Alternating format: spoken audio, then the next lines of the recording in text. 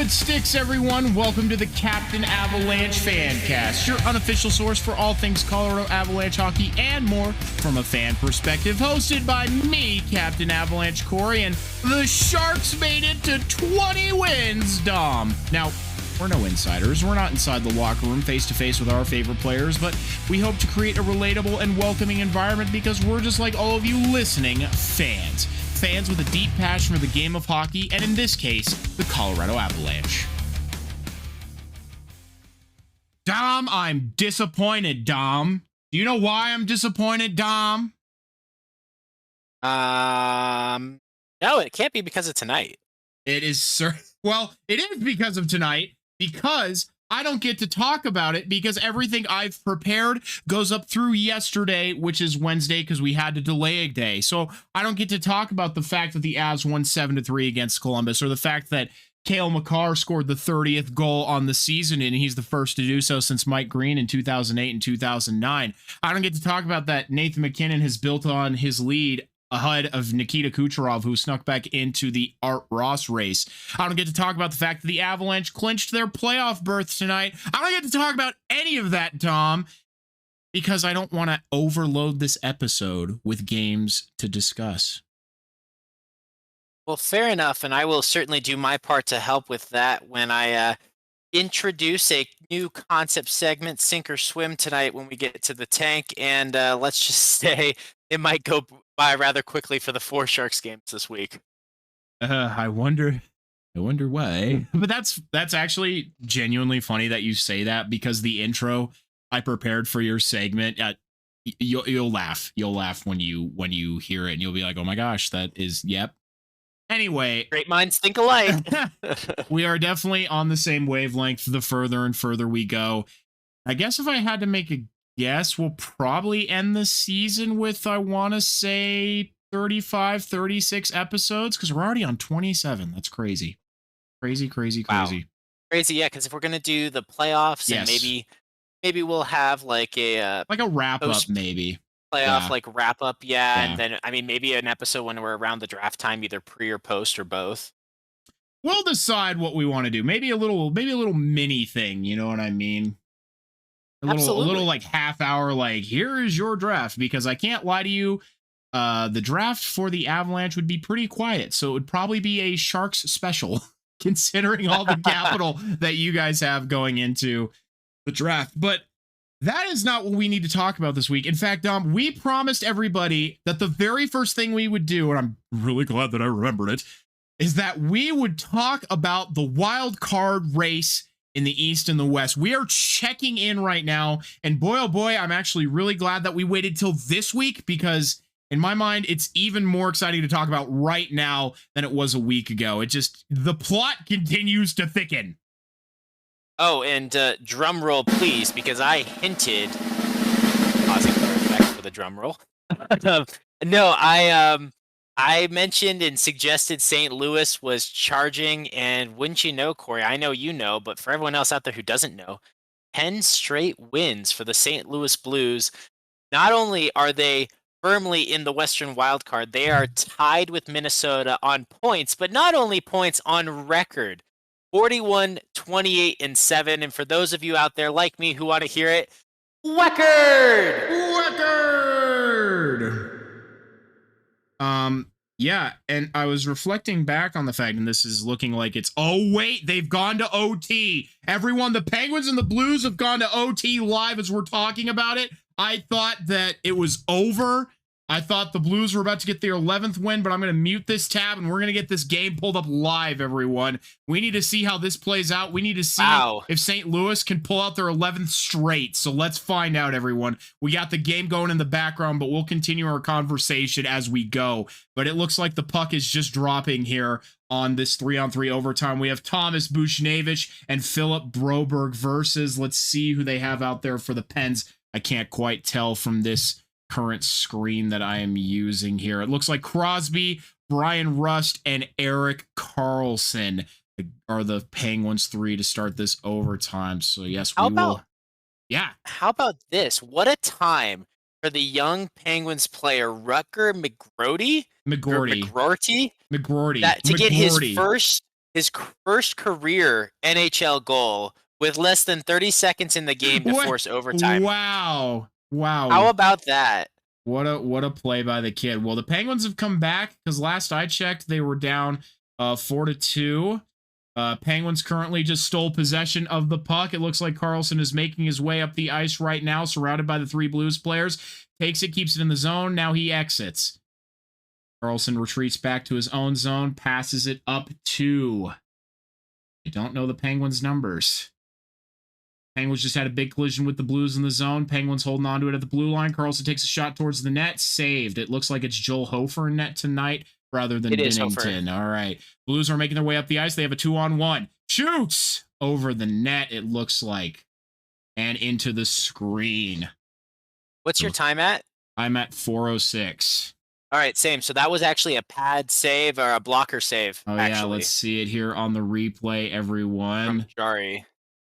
Yes, indeed. Jari will not go back to Shanghai. But what was interesting to me talking about these Blues right now is, you know, I was fully in agreement with you when we talked about it, or at least I talked about it by myself, referencing your power rankings, that we thought the Blues were a little too late. We thought they were out of it, but coming out of the the Four Nations break, they have been the hottest team in the NHL. I talk about it more here upcoming, but it's really been an impressive turnaround for the Blues. Why do I sound like an ESPN analyst? I hate this. Because you are good at your job right here, and it's not even your job. You just enjoy this, and you want it to be your job. Fucking nerd, bro. I don't want to sound like a nerd. So what? You are a nerd. You are a hockey nerd. I know, own it, and that is what people love to hear. How about this? I'm going to take us on a side tangent so we don't have to argue about nerdiness. The Blues have just drawn a penalty. Yes, they are going on the power play 4-on-3 here. It was drawn by Kyrou when he got in alone on net. It stopped the goal from, I think it was Letang there. Who got the call, but let's see what the Blues can do with this power play in OT. Interesting thing to point out that I learned is even if the Blues win all of their final games, they would end up tied with the Avs so long as the Avs win 4 of their final games, and the Avs would have the tiebreaker. So with the win tonight, I'm feeling all right. They just have to win the final. They just have to win 2 more to keep the Blues off their tail. Although I anticipate, as do all win and loss streaks, that it will come to an end very soon. That's tough. That's a tough look for the Pens to lose Letang to the penalty box. But let's go ahead and jump into some of these questions here, Dom. You might want the standings pulled up in front of you for this. It was a tight competition for a while in both conferences, but now more than ever, frontrunners are officially beginning to emerge, at least on one side. I said on both sides, but really I think more on one now. But who do you think has, even though there is a mathematical chance to still make it, has officially fallen out of the wild card races in both the East and the West here? Well, I'll say I'm going to start in the West, and probably the with easy the Blues one there. charge, and even with the injured Minnesota Wild, I don't see them falling far enough for Vancouver to catch. So I'm going to say Vancouver, with 81 points in 75 games on a 3-game losing streak, is mathematically not officially eliminated, but realistically is eliminated. I believe I had already counted Utah, who is another point behind in the same number of games, eliminated. So if we hadn't already said that, I think they're out of it as well. Calgary is likely out of it, but they've got an amazing young rookie goaltender who is keeping them in games. They have youth. They have played 2 less games than each of the Blues in Minnesota. And so I can't eliminate them just yet, but they're right there on the edge. Let me put it this way. It was said that the Flames have to win 8 of their final 10 to even have a chance.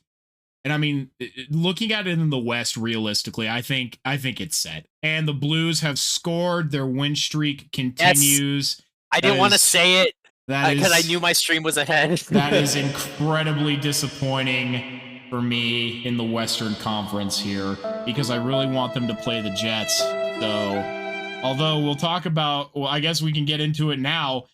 Yeah, I had some questions queued up for Well, this one. I'll hold that then. I'll hold that then if you have questions queued. But I mean, realistically, I think the West is set. Where some folks end up, I think there's a flip flop here between Minnesota and St. Louis. It could be either or, ending up in the top wild card and the second wild card spot. But I just I don't realistically see any of these other teams on the outside looking in. I mean, the shortest distance is 7 points. That's 3.5 games worth of wins here. And I mean, the end of the season is closing in quickly. Although Calgary does have some games in hand over Minnesota and St. Louis, I think it's an outside chance at best. Obviously, I said the same about the Blues not too long ago, but I don't see it overall working out in anybody else's favor in the West. But if you have Well, nothing else for yeah.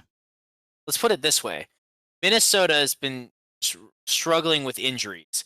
They need to lose like 8 of their next, or they basically need to lose 5 out of the next 6.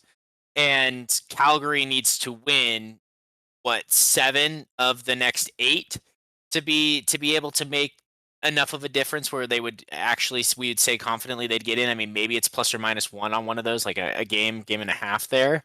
But are you really going to say that Gustafson or Flower can't just steal a win, just goalie a team? And there's no way Dustin Wolf is going to be able to goalie so many teams left on the schedule, especially when they host the Knights next.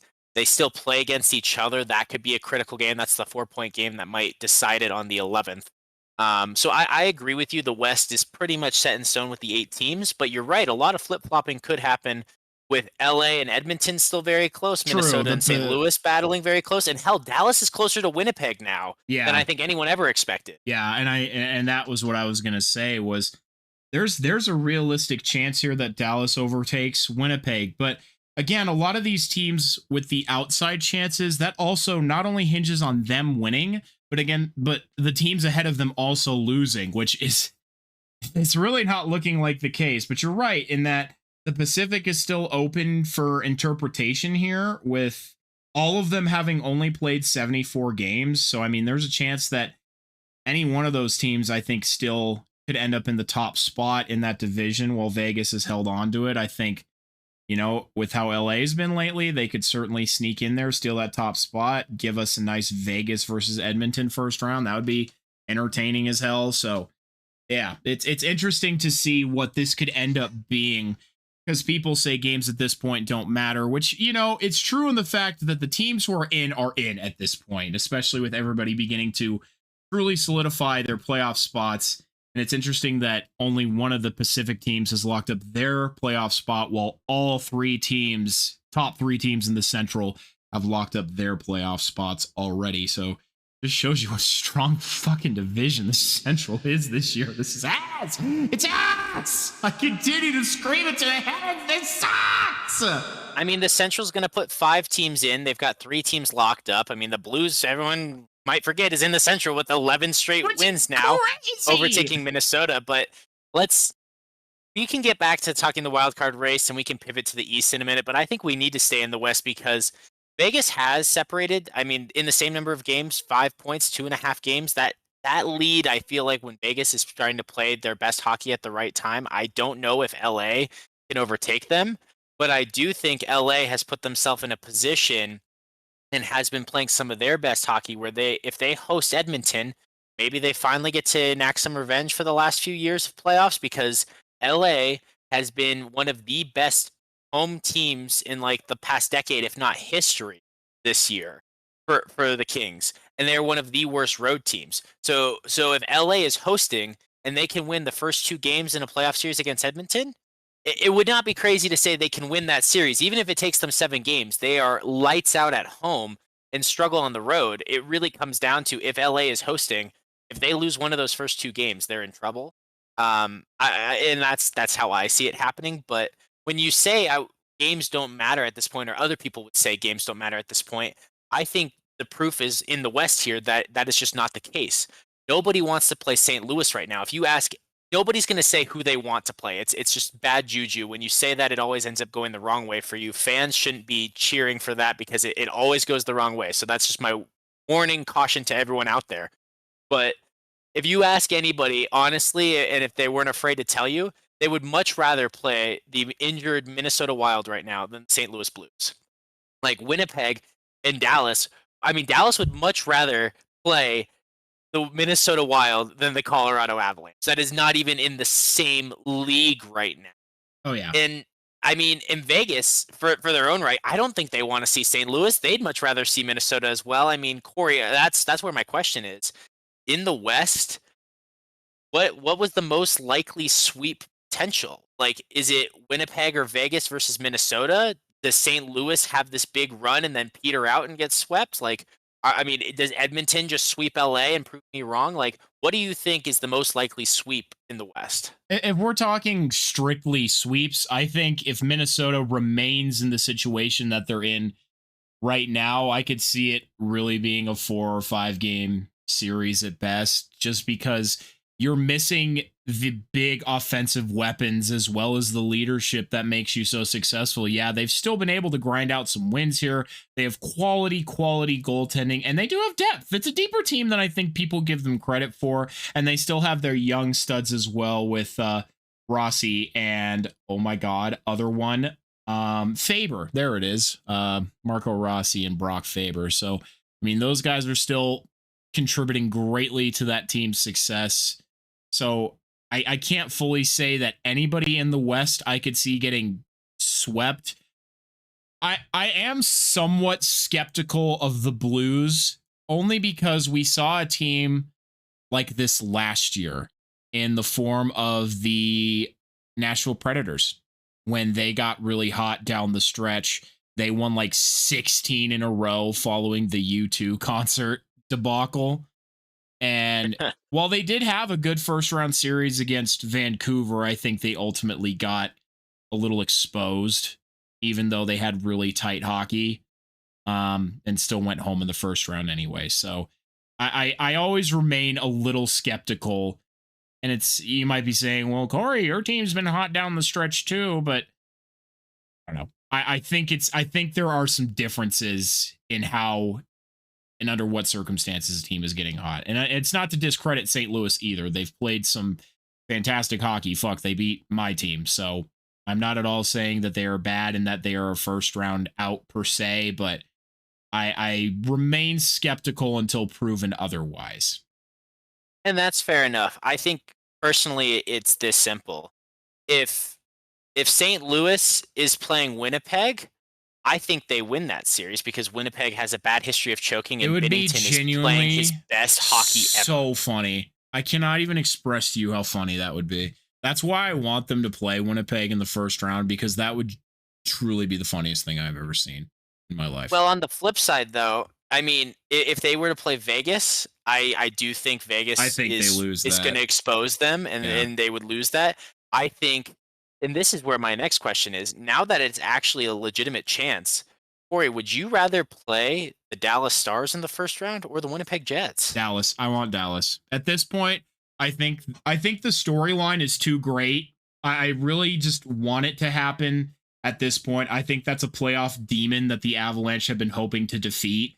And if you get Dallas out of the way early, I don't see any reason why you can't beat literally anybody else. Truly. And I don't know if it was you or I who had this conversation, or me and somebody else, but I truly believe whoever comes out of the Colorado-Dallas series is the winner. That's who's going to win the Stanley Cup. Oh, I agree. That was certainly us. I think it's whoever wins that matchup toppled their toughest opponent, and they're battle tested going forward. And that was where we talked about there's two schools of thought. Are you going to be worn out and have less for the second round when you go a long 6-7 game series with a tough opponent early, or are you going to be ready for anything that they have to throw against you? I think with those two, you are juiced after the fact. It doesn't matter if your foot is in half. You are juiced after beating what I think is probably one of the biggest playoff rivalries right now. So, but I mean, it would not be an easy journey no matter what. If you follow this school of thought, which most likely is not how it's going to happen at all, because this is just how sports are. But in theory, whoever comes out of the Dallas-Colorado series, then you're probably having to play Winnipeg next. Then you're probably having to play Vegas in the Western Conference Final. It's probably going to be one of the most challenging paths to the Stanley Cup for that set specifically, whoever comes out of the Dallas Colorado series. But Nathan McKinnon said it himself, and I was reminded of this quote today: to be the best, you have to beat the best. And my gosh, there would be no more proof than laying waste to probably the best teams in the world right now. I mean, I hate Vegas. Fuck you, Rico, with all of my heart. But they're a good team, and they consistently show up in the playoffs, even though they were eliminated first round last year. I mean, I think it's only because it was a situation just like what's going to happen this year, where you have two cup contenders in the first round. One of them has to go home. That's a long 7-game series. So, yeah. Well, that's why I would like to see St. Louis finish ahead of Minnesota, because I think St. Louis will at least push Vegas. I don't think, honestly, that they will be able to beat Vegas, but do I think Minnesota has a shot in hell? I don't. No. I think St. Louis has, like, I'd give them like 3-1, 2-1 odds against Vegas. Like they're the underdog, right? But I think St. Louis in some universe, in some combination of games, can beat Vegas. They do have some experience on that roster, and I would argue, I mean, we don't give Aiden Hill enough credit. We've said that multiple times. He's got a Stanley Cup, and I hate because he's on Vegas, right? And when he has played for other teams, he's been eerily just awful and disappointing. But right now, Binnington is the better goaltender, and that can make a huge difference and can steal games in the playoffs. And that's something where I think St. Louis, they might be eliminated by some of these teams, but they're a tough out. Like if I see St. Louis versus Winnipeg in my bracket, I'm going to take St. Louis. I really am. I'm saying it right now. I'm calling my shot that, yeah, Binnington is not Hellebuck, but what St. Louis is doing with their offense right now is, in my opinion, it looks more dangerous than Winnipeg right now. And Winnipeg has that history that it makes you have to be a little bit concerned. It makes me a little bit concerned. But I think two things. One, I think you're right.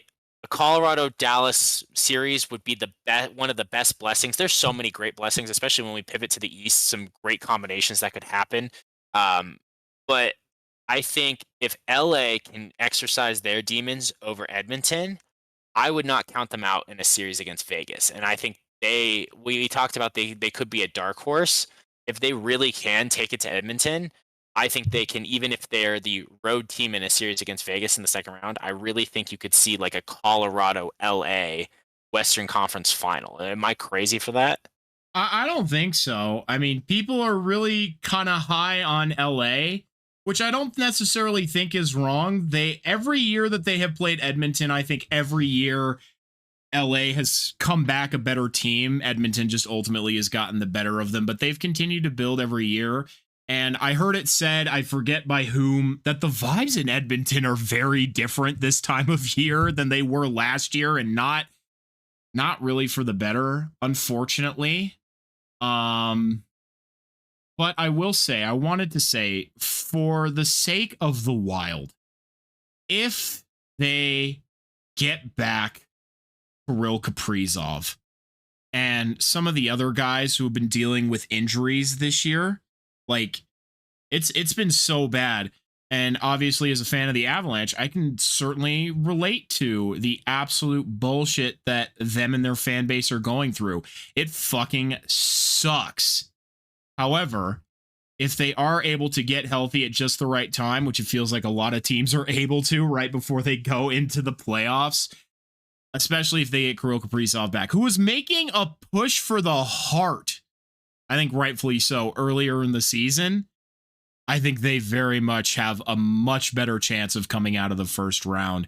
Because, man, if you forget, Minnesota was on top of the Central Division at one point. And really, I think only fell out of grace because the Avalanche got healthy and started pushing back, and the Wild got injured.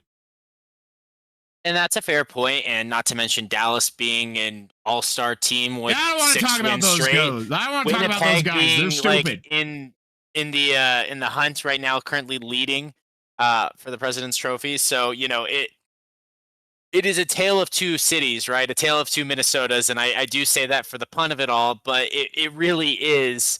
You are right. I would be scared of a healthy Minnesota. I think everyone would want to play the injured Minnesota, and they are an easy out, whereas a healthy Minnesota is a nightmare for any of the teams in the West. So, I mean, it's going to be a loaded West no matter what, and that's why I think you're right with Calgary being out.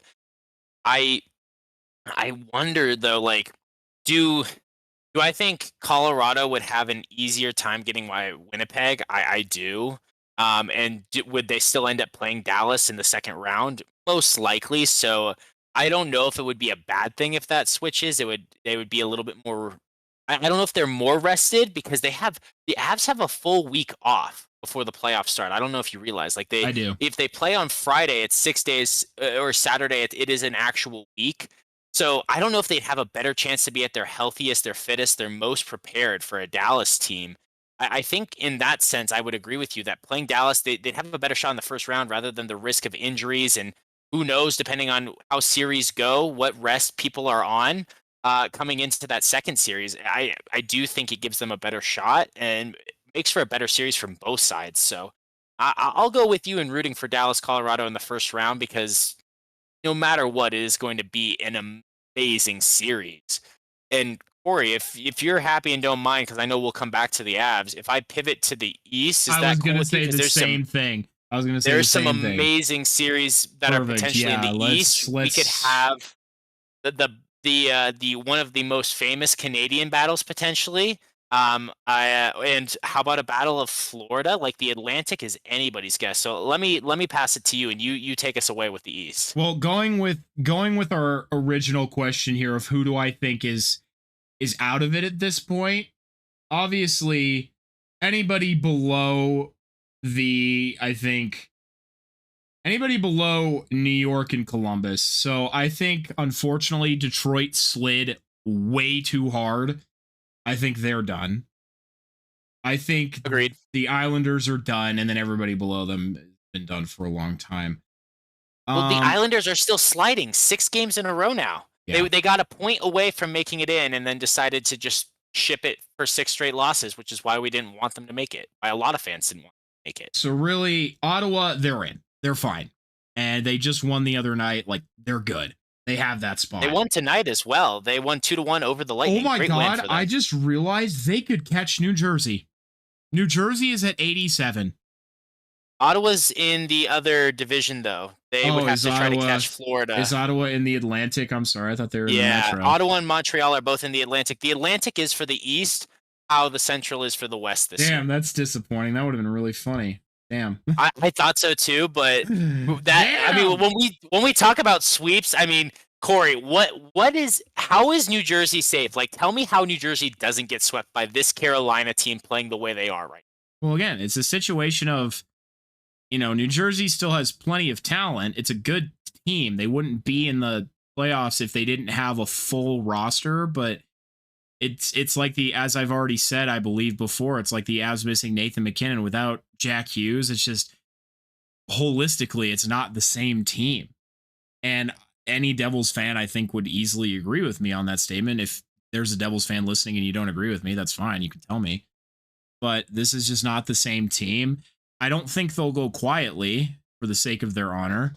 And nor would I expect any team to go quietly in the playoffs. But, I mean, Carolina's also been hot down this stretch, which is crazy. I did not expect that, to say the least. Again, I'm always skeptical of teams that are that hot like them in St. Louis going into the playoffs. But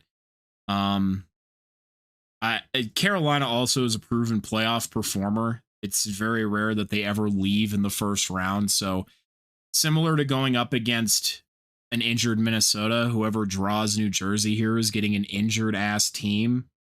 So, and I mean, Washington's kind of ran away with it in the Metro, even though Carolina's been absolutely dominating lately.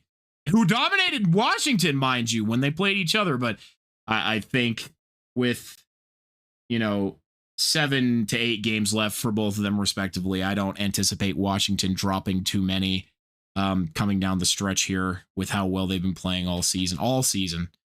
Yeah, I mean, I think you're right. Seth Jarvis has been having a great run for Carolina, so he's been bringing the offense. I think something important to remember about Carolina is they are built on one of the best, if not the best, like six men, like defensive, like the full defense Yeah. in the league. Like that is their bread and butter, which makes them a tough out for anybody. And I mean, they do have a goaltending duo, like either Kochetkov or Anderson. I think Anderson would be your starter game one, but either of those guys could be starting games in the playoffs, and I don't think they would be really concerned about that. If anything, I think Washington versus Montreal projects to be interesting, and Carolina could actually give either of those teams a run for their money. Like you said, Carolina beat the crap out of Washington most recently. So, But I mean, who's to say? those kinds of games happen, though.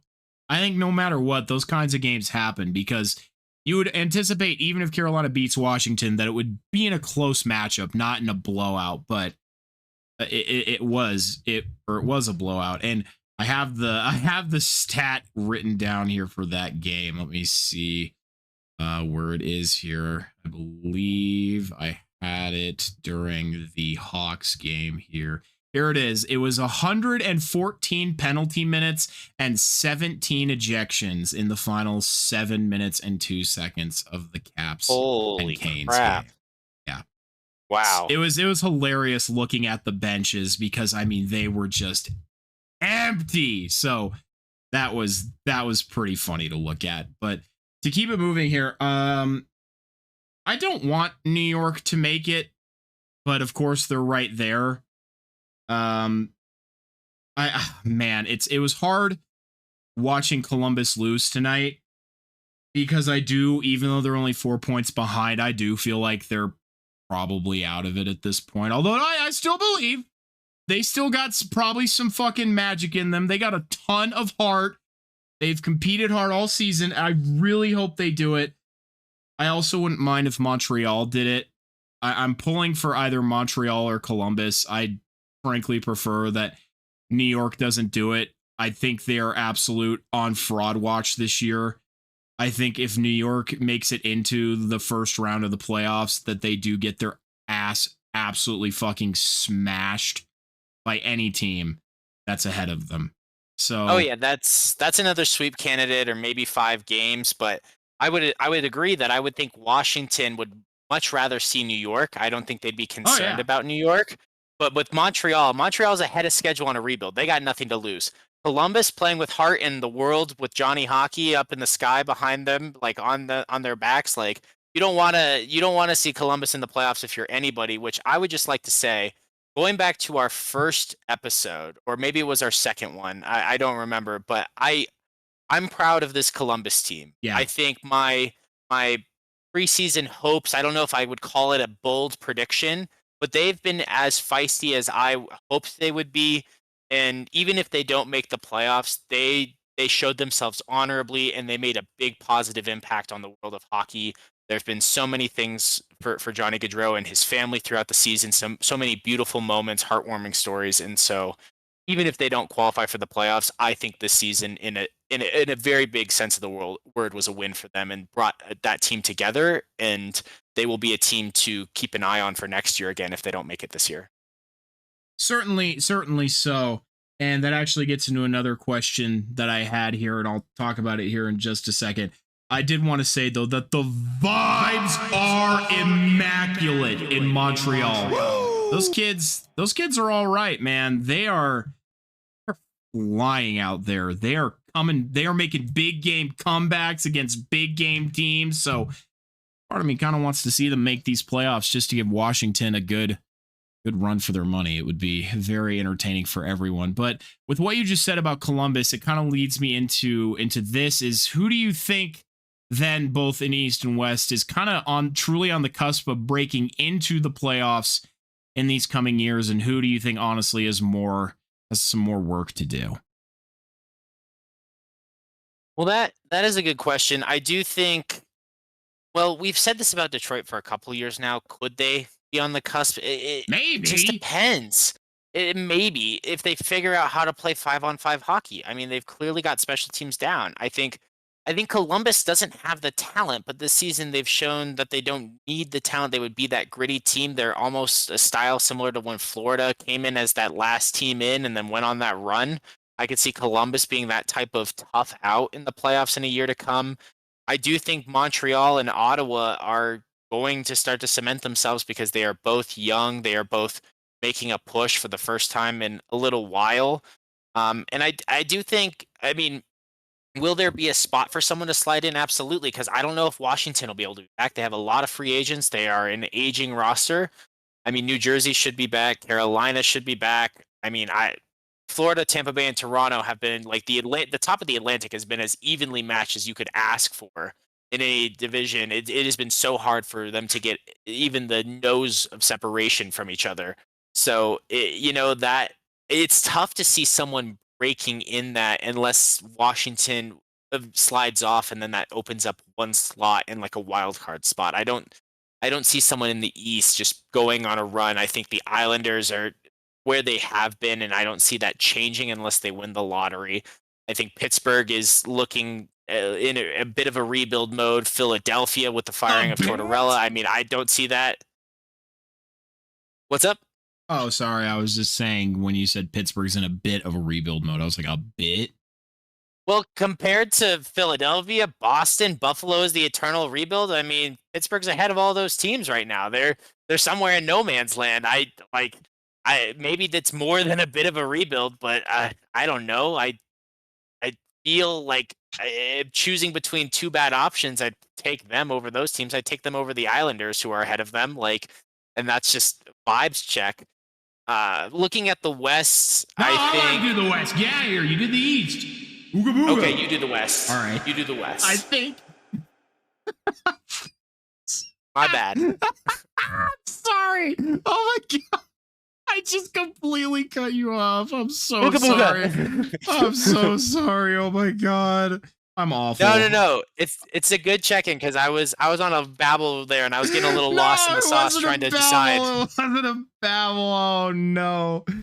With the West, especially in the Central, I genuinely have a hard time seeing the top three teams ever being unseeded.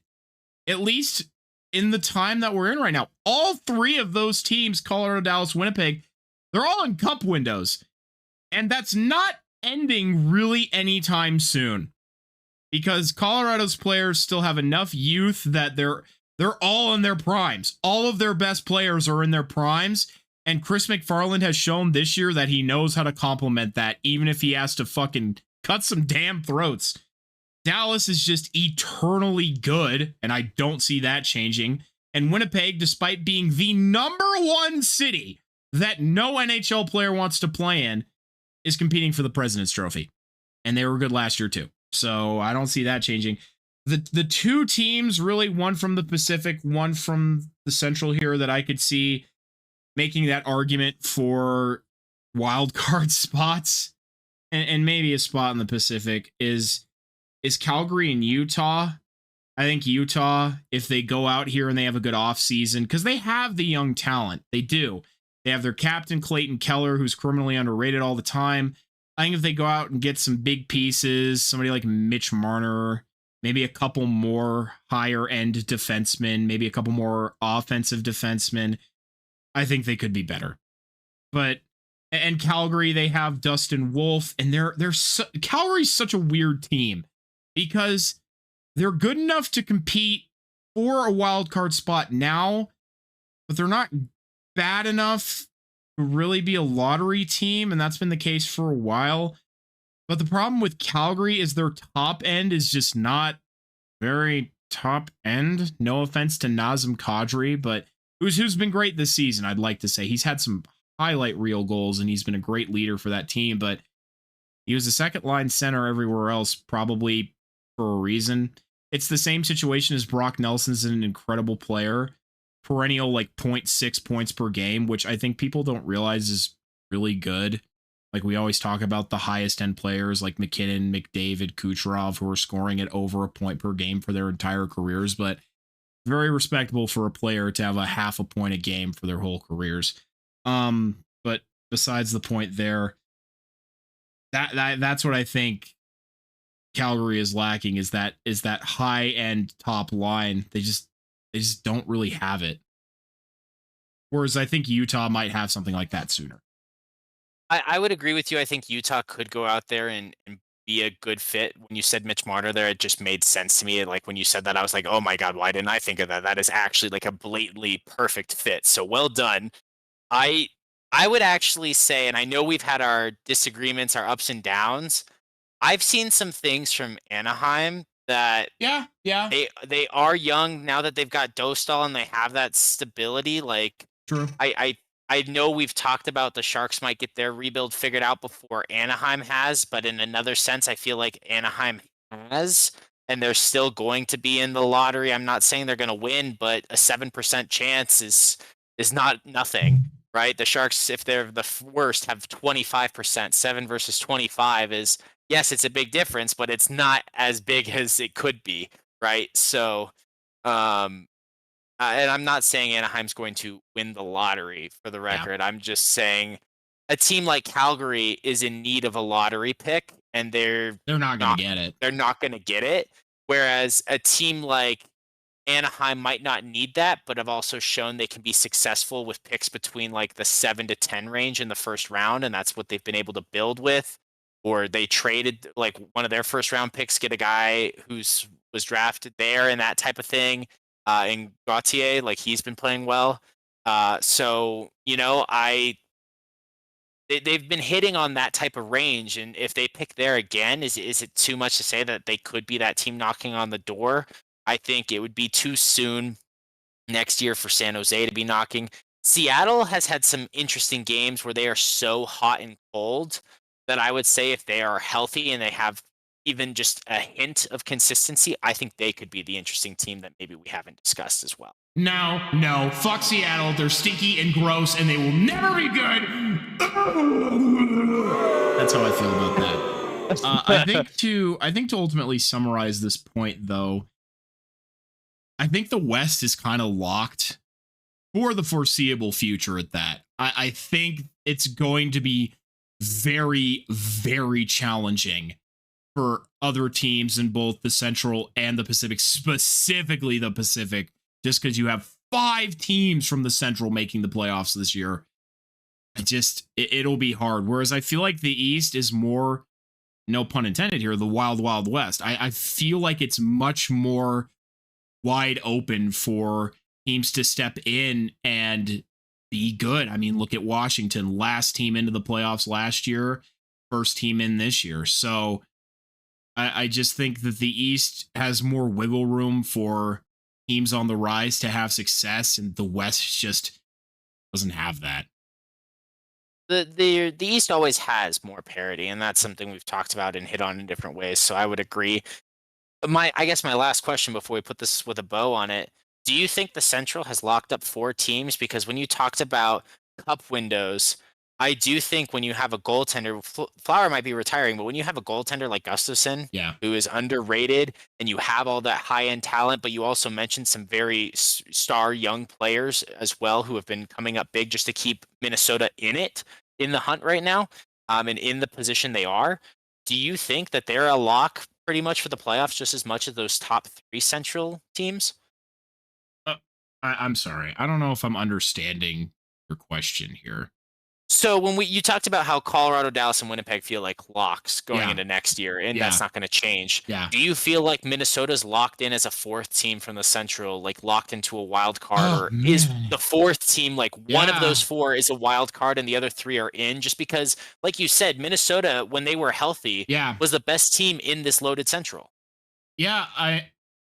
I'd say it's hard to argue against them, exactly as you say. When they are healthy, they were playing incredibly well, and I won't necessarily be swayed by recency bias here, because I think everybody knows that they're operating without some of their top players, and they're still finding ways to both score and pull out wins. So that speaks to the depth of this team, and even when they're losing, they're still scoring goals. So I mean, ultimately, that's how you win hockey games: is you score more goals than your opponent. Opponent. Yeah, I'm Canadian now, everybody. You score more goals than your opponent. So it's the Central fucking sucks, dude. I hate this division. That's all I have to say. Is I fucking hate this division. Well, I think I do think that when we talk about it's Dallas or Colorado when they play each other, one of them's going to win. I do think when it comes back to that battle-tested discussion that a team from the Central is going to win it all this year, and they're going to win it over a team from the Atlantic, and that's just my not so bold prediction.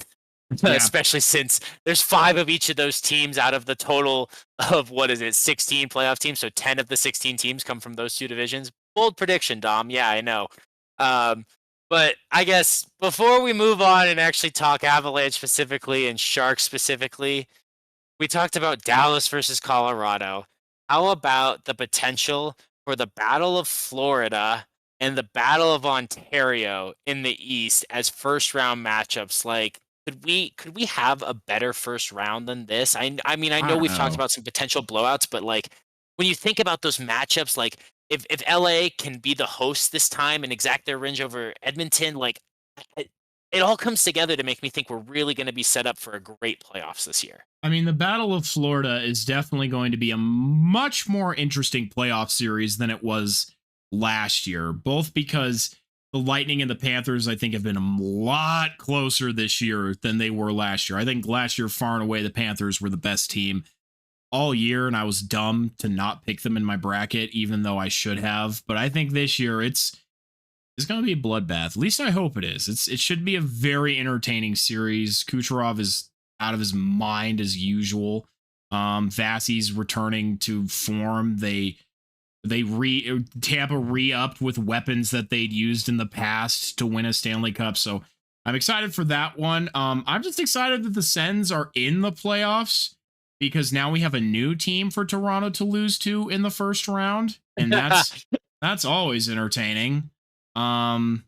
Yeah, so I'm excited across the entire league for some of these possible matchups. I know some people aren't and have issues with the current playoff formats, and I completely understand that. I think it gets boring when you have Edmonton and LA playing each other for the 4th, 5th year in a row, but there are also a lot of series that people are really excited about and that I'm really excited about. So the fact of the matter is we can't change it. Gary is a fucking big fat fucking wiener, and he's not going to change the playoff formats, and we just have to live with that, and we'll just have to try and find the positives out of what we have, and I like most of what we have. I really do too, and maybe I have a different opinion on LA Edmonton, especially if LA is the host team this year. I do think it just takes one series, and then that officially becomes a legitimate rivalry that we're talking about in years time with all these back to back like matchups against each other. That's how rivalries are built. So when we think about last episode, I do see the value in that, even though I understand why it could be boring. I do think LA has to win one of these eventually to make it interesting. This might be their best shot to do. If they don't win it this year, then I'll give up having hope on it. Yeah, I think you've pretty much hit the nail on the head. But this is probably their best chance to do it. Edmonton's kind of at a low right now. LA's at a high, and I talk about it here upcoming. That momentum, I think, is a much bigger factor than some people give it credit for. So, which feels somewhat counterintuitive to what I said before about teams getting hot. But, I don't make any sense, and it's not my job to make myself make sense to you, ladies and gentlemen, and everyone else. Boo-hoo! All right. Pop in the comments and tell Corey how much sense he does or doesn't make. It's none. Are you ready to talk about the Avalanche, Tom? Oh, I am, and I've seen some of their scores from the week, so I actually have some things. I'm ready to discuss this with you. Fantastic. Well, as always, feel free to jump in here, but I got a whole thing prepared, and that's actually why did the Avalanche lose? Or almost lose. The Colorado Avalanche have been doing an absurd amount of winning lately, if you didn't know, which honestly makes it a lot more fun and significantly easier, both mentally and emotionally, to discuss them in depth on a weekly basis. However, this most recent week, barring the absolute beatdown of the Los Angeles Kings, saw the Avalanche nearly lose 3 in a row. Why? Since March 7th, trade deadline day, the Avalanche are rocking an impressive 9-2-2 record, not counting tonight's game against Columbus, being one of the hottest teams in the NHL. But you knew that already. You knew that. You didn't need me sitting behind my microphone telling you that the Avs are fucking awesome. And it's easy to see that based on the recent performances that the Avs went from fringe contenders to even risking pretender status to once again elevating to serious contenders. This team went from one with a significant depth problem to positively overflowing with it. Guys across the lineup can help get it done any given night.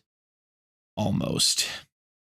As you could surmise by the record that I just shared, while the Avalanche have collected many wins, which also included a franchise second best 11-game, 2-month home win streak, they haven't been perfect. Now, to me, it's important to note before going forward that no hockey team is perfect. As beautiful as it would be for the Avalanche to win every game, every night, they can't and they won't. Everyone loses, and they lose for different, sometimes inexplicable reasons. That's what makes sports, and the sport of hockey in particular, what it is, and to me, so great. Even with a 16-4 playoff record en route to a Stanley Cup, the Avs still made mistakes and lost games. You cannot play an 82-game season in any league and not drop games here and there. Even the almighty white-hot Blues will lose eventually. It is inevitable that both winning and losing streaks come to an end, and everyone please ignore my voice crack. I definitely will not edit it up in post. Well, the streaks must come to an end, and this is also why we play 7-game playoff series. Exactly.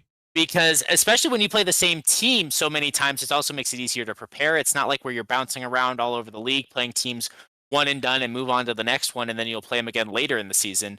So it's a whole different beast. You are actually more likely to slip up. It's more likely to be balanced. And I don't think all necessarily these losses are the Avalanche's fault. Like I'm not going to try to mess with your flow of your segment, but when you think about their game against the Blues, was it really the Avs' fault that they lost, or did they just run into a just red hot Jordan Binnington? Both. And so that's the thing is maybe that game they couldn't get away with the mistakes, but in plenty of other games the mistakes were small enough, in my opinion, that they could have. I mean, when the Blues have 22 block shots to 9 and the Avs still put more shots on goal, that just tells me that they didn't get the bounces, or the Blues just got in front of the puck and Binnington stopped what they didn't. It's yes, they made their mistakes in the game, but it wasn't for like a lack of trying or because they were the worst team and played a bad game necessarily, I guess is what I'm trying to say. Well, maybe when I talk about the Blues here, you can tell me how right or wrong I am, Dom, because that's what makes this fun. Is when you look me in my eyes via the internet, even though we don't have any active cameras, because then you would see my fucking nippies out and about, that you look me in my eyes and you tell me that I'm wrong, Dom. That you tell me that everything I say is incorrect, and that's what I like. I like it, Dom. Well, you got it. If that's what you want, you got it, and maybe I'll be able to give you that when we get to the Calgary game. But I'll let you take it away, Captain. I won't... I'll wait to interject until the next opportunity. But I don't want you to be disingenuous. I don't want you to tell me that I'm wrong just because I asked for it. I like it when you hurt me. No. I like it when you hurt me genuinely. I will tell you I disagree with you possibly on the Blues game. We'll see. I want to hear your case.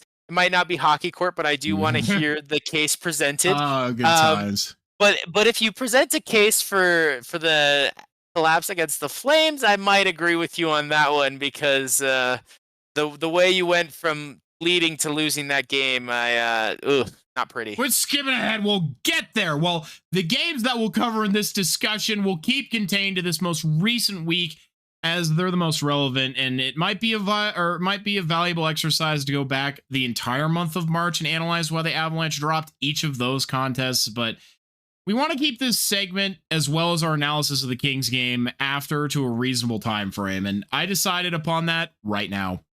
One thing to point out, at least in my mind, is the way that this Avalanche team has lost in each of the contests they've dropped, or nearly did, is different each time. There aren't many similarities to be found in the overarching scheme of how the losses came about.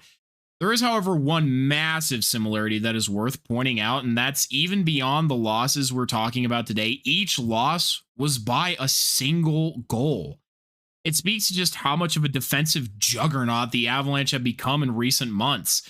from a team who couldn't keep a beach ball out of their net to one where the opponents have to earn every goal they get. And I know we keep perseverating on this point, but this turnaround is truly incredible because this defense is accompanied by a near equal quality in offense. For comparison's sake, and because I love analytics and numbers just as much as the eye test, let's start with goaltending once again. First, thank you to the hockey guy for these stats. Go check him out. Link in the video. Oh, love THG. Link to the video that I'm referencing here in the description.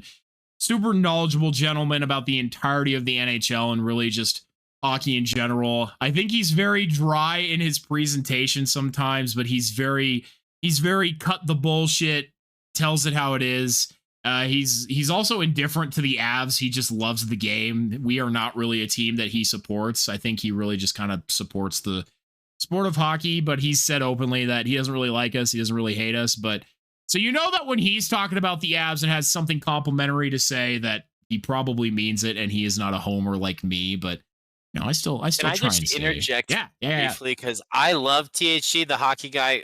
Like, if I'm behind on a week and I need to get caught up on the news, like, it is great to just get the blunt summary. But also, can I just say I am jealous of the puck board and the way he does power rankings? Like, that'd be my goal someday, to do something like that. Like, we do my power rankings like once every like month and a half. Like, if you haven't seen it, you have to go see this man with his puck board. So cool, in my opinion. Like, I don't know if I've seen that. Admittedly, I don't watch him super often, so I might have to check out one of his power ranking videos. Yeah, well, I respect it. It's cool, it's unique, and it's a nice thing to see. I think it's also pretty just to see all the different teams' pucks up there on the board. But anyway, I do. We want to support other people who love the game of hockey. And he is trying to be informative, and you're right. He might be a little dry sometimes, but he's also. I think he's a great source for some of our viewers who are also newer to hockey and want a different perspective that's also much more neutral around the league in general. Yes, I agree. If you are brand new to hockey, because even though we of course want to welcome everybody we can into this sport, I know we're obviously still learning and don't always do the best of jobs, since we're so familiar with the sport, of sometimes explaining things as well to folks who maybe are a little newer and make the assumption that people listening are a bit more hockey versed. So he is definitely a guy who explains things very straightforward, very, I think, easy to understand. And if you don't understand something, I think people are more than happy to help out in the comments of those videos. But we're happy to help you in the comments of these too. If there's something you need to know, let us know. And if you know me personally, text me. And if you know Dom personally, text him. We'll tell you what you want to know and answer any questions that you have. But moving along here, your goaltending. Since arriving in Colorado, both Mackenzie Blackwood and Scott Wedgwood have posted a .919 save percentage, with Blackwood having a .916 on the year and Wedgie having a .909 on the year. To have both your starter and your backup be this reliable and consistent, both playing well above league average, we haven't seen. It really is a godsend for the Avalanche, who haven't seen a duel like this since Francouz and Kemper in the 22 Cup run. Now compare that to Georgiev and Onanen, who, no disrespect, just the numbers here, had a .874 and .872 save percentage at the time of leaving Colorado. Overall, though, the Avs as a unit are 10th in goals against per game at 2.77, but since the 1st of January, after the change in net and of course continued improvement with increased blue line depth, the Avs are 3rd, only allowing 2.3 goals per game. This type of defense was flexed particularly well against what was supposed to be an equally defensive-minded Los Angeles Kings, but I do think the Avalanche at the end of the day are still an offense-first team, but they figured out how to use their speed and rush skill, which they are second best at generating rush chances in the NHL, by the way, to stop the opposition from generating any chances of their own. Speed kills, as Dom would say. Speed does kill, and that was always an Avs brand, but they've certainly improved upon the model. I think we talked about the trade deadline, improved their defense, and the Wizardry to improve their goaltending, and I'm still over here like jealous and irritated about Mackenzie Blackwood being gone. Like it depends on the day. I'm like very happy to see him succeed and very happy to see the Avalanche succeed and that we can talk about this. But I'm also irritated knowing like the what could have been of that, and just the fact that he like well, no, we get Georgiev, who can just help us lose games by a wide margin, who now is even injured. So we've got Romanov, and then I think he's backed up by the other AHL goaltender, because Askarov had a setback in his injuries, and yet the Barracuda are still trying to push for a Calder. Like, I don't know who's left. Oh, no! You're not even in the Barracuda anymore, dude. You're like in the fucking ECHL, the OHL. You're pulling from leagues beyond leagues here. We are pulling from leagues beyond leagues right now with the injuries for defensemen and goaltending. It is a problem. God. I miss Mackenzie Blackwood. If y'all don't get that first overall pick this year, fuck, dude. I don't know, but geez. But we're here, Dom, to nitpick the negatives and understand why the Avalanche are losing a couple games here and there. And as I mentioned previously, the only glaring commonality I'm finding is that the Avalanche are losing by that single goal, but otherwise each loss is for a different reason. Is that a good... posit a reason that at least from earlier this season, and you can tell me if I'm right or not. Okay. Is it Miles Wood doing like the exact opposite that he's supposed to do? Thankfully, it's not anymore, because Miles Wood is a healthy scratch most nights, which is frankly to the benefit of the rest of the team. Miles, I love you, buddy. I would love to have you on the show, but man, you have not been having the season you want, and it's tough to see because he is a little ball of energy, a fireball of aggression, and when he's using that properly, he plays well, he gets under opponents' skin. But I think with the injuries he's been battling this year, it has just led to him taking more penalty minutes than assisting or scoring goals, which is just not what you want out of the guy. So thankfully, though, I would say that it is not Miles Wood's fault now that we are losing. He did definitely contribute to a few losses earlier in the season, though, as you are alluding to. Well, yeah, thanks. I wasn't sure if he was or wasn't. I didn't recently. Not recently. Yeah, I didn't get that into the stats, but cool. Yeah, because I also know that perhaps he's not always the problem, but I won't spoil things that might not be in this episode anyway. But is it a good thing that the Avalanche are losing in different ways, or would it be better for the Avalanche to be losing in the same way for an identifiable and quantifiable weakness? And to me, I think it's better that each loss is different. If we're finding that the Avalanche keep losing in the same way, that would really mean that there are no adjustments being made, no additional coaching to correct what went wrong, no extra time in the film room, yada, yada.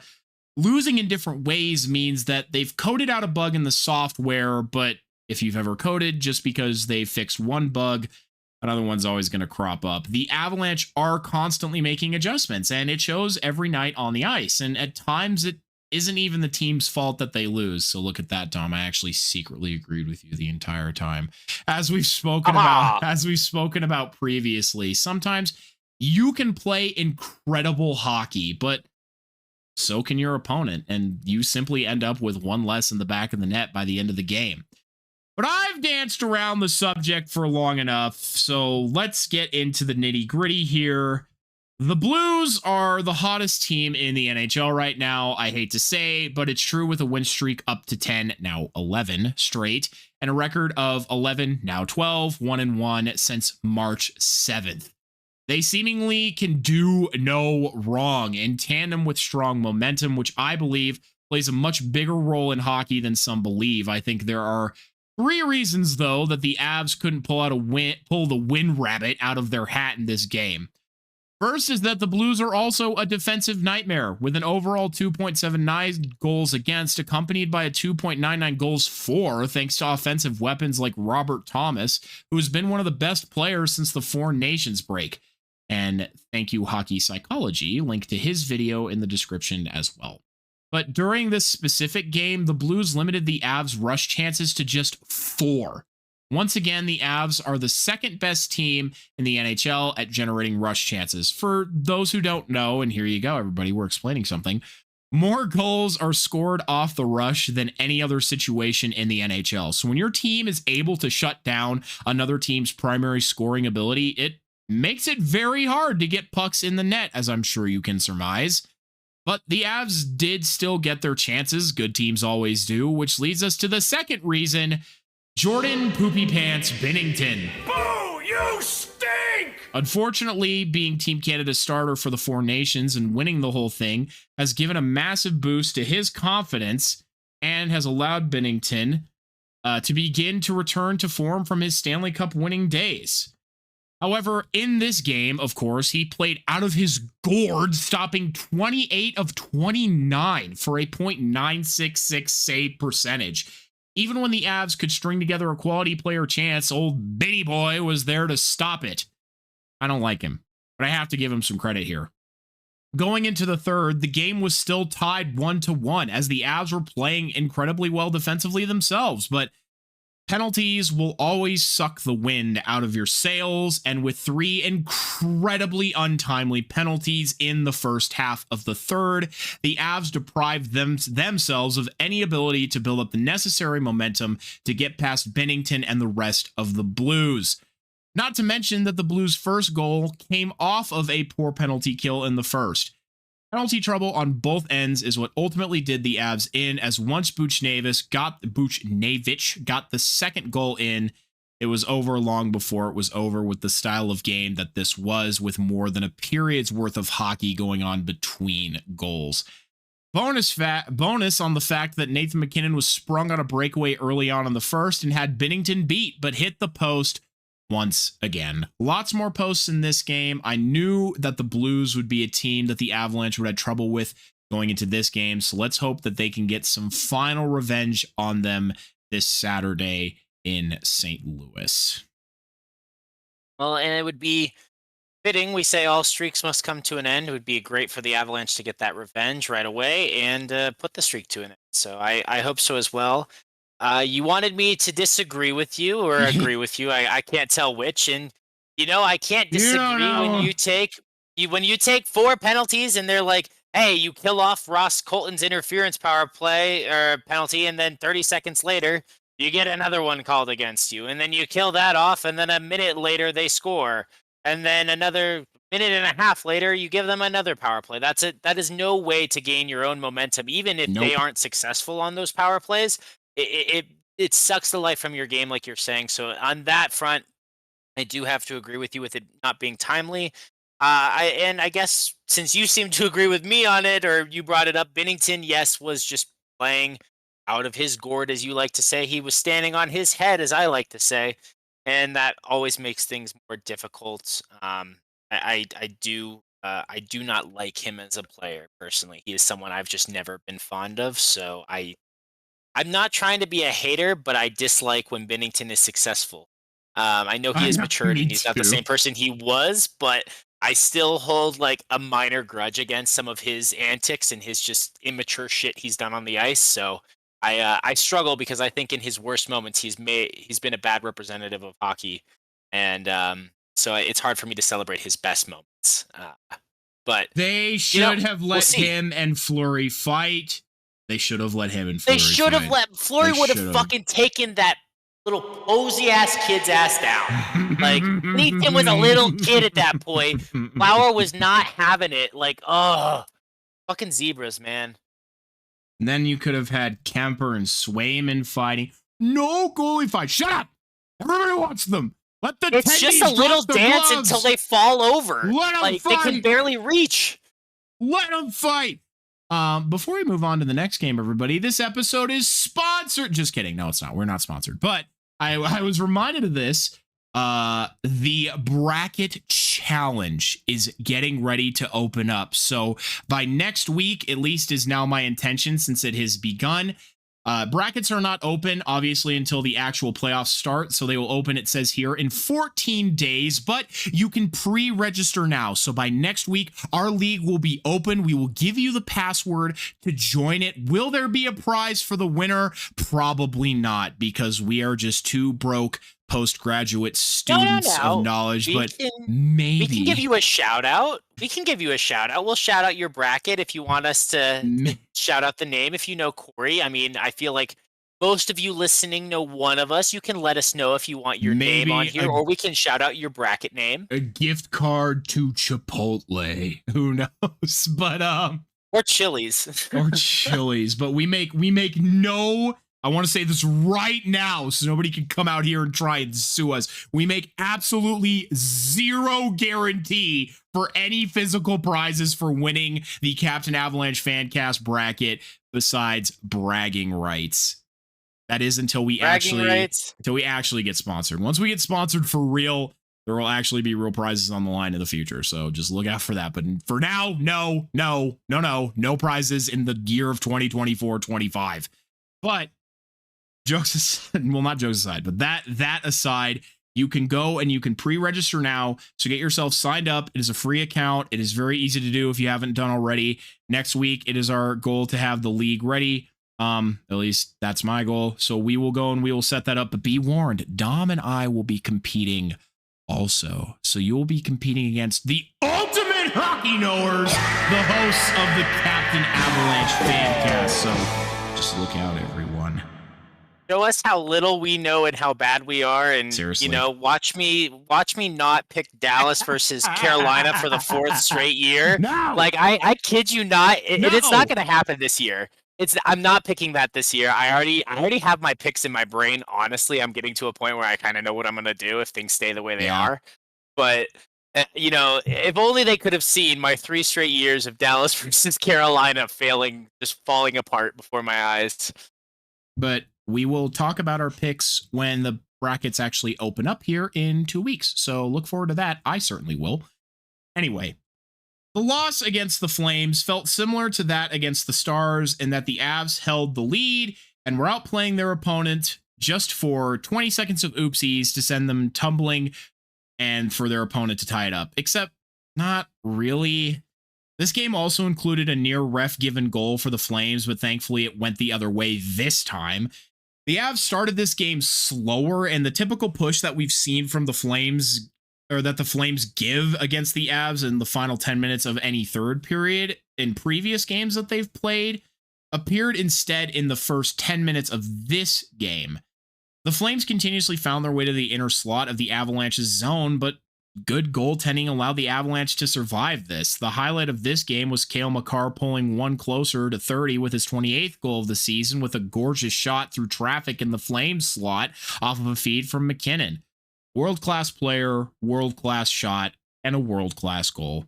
The Avs built off of this for their second period, but suddenly that started to fade going into the third. The biggest thing that beat the Avs in this game was themselves. Not only did this team overpass, searching for the utterly perfect quality shot, but their passing and decision-making was downright awful the entire night. And I feel as though I've mentioned decision-making multiple times, and I realized I've never well explained that to those who are maybe less familiar, and Dom, maybe you can help me expand upon this, but when I and other media members, coaches, whomever talk about decision-making, it is referring to a couple things. Most commonly when I'm talking about it, it's when a player has the puck on their stick and they are deciding what the best thing to do with it is. Sometimes it's to pass it up the ice to a teammate, picking up speed. Sometimes it's throwing it down the boards instead of going for a pinch. Sometimes it's taking it out of the zone to reset a tense 3-on-3 OT. Now, decisions can, of course, be made when you don't have the puck either, but in the context of this game, that's what I'm referring to. Dom, any additional notes there on decision making? I'll just say that we talk about the fastest game on 2 legs, this game being incredibly fast, incredibly physical, how hard it is to be thinking and making these split-second decisions. So I recognize that it's easy for us to comment on, but much harder and these are professional athletes that make it look easy. But for you or I think, or any other person sitting on their couch at home, we would not be able to even do it a fraction as No, well as these athletes not can. at all. But if we are looking outside and free to judge without being awful in the process, Yes. I think you're right. It can be a decision, like you said, to pass versus shoot, to pass versus put it up the boards, or even choosing who to pass it to. Yes. It can also be as simple as picking up your head before you push the puck off of your Yes. stick, so that you can be aware of if you need to and not rush. So sometimes rushing is the worst case of not thinking enough, or not making a good decision. Yeah. And the Avs did not pick out the best pass targets throughout the night, as well as passing up point blank opportunities in front of Vladar when they had him dead to rights, instead opting to pass the puck. But the Avalanche still did enough. They still shut down the Flames. They got a couple in, but failing to convert on an early power play to extend the lead in the third, and just like the Blues, failing to properly kill and allowing the Flames to get one of their own back on their power play, gave that team just enough of a burst of energy to quickly tie the game from their fourth line, no less. Then a lack of finish power in overtime. The Flames are absolutely playing for their playoff lives, and as we've already mentioned, they need to win 8 of their final 10 in order to even have a chance to make it. You can't fall asleep at the wheel for even a second against a team like that, but I feel it was less of that and more failing to take advantage of the numerous chances that the Avs as a team were given. Vladar played well, but he wasn't playing at the same level as Jordan Binnington or even Scott Wedgwood, who allowed his team to stay in this game when the defense around him failed. Allowing the game to go to a shootout, the second worst thing in hockey, when the Avs have some of the best 3-on-3 weapons available, is just a recipe for failure.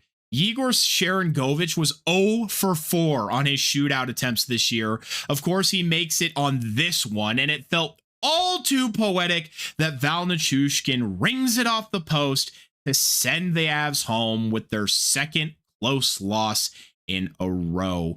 It was incredibly disappointing considering the fact that they led nearly the entire game, and it's incredible how much damage a quick lapse in concentration can have against a team. Unlike the game against the Stars, the dominance was not present for 59 minutes and 40 seconds, and the OT didn't yield the deserved win that this team should have earned.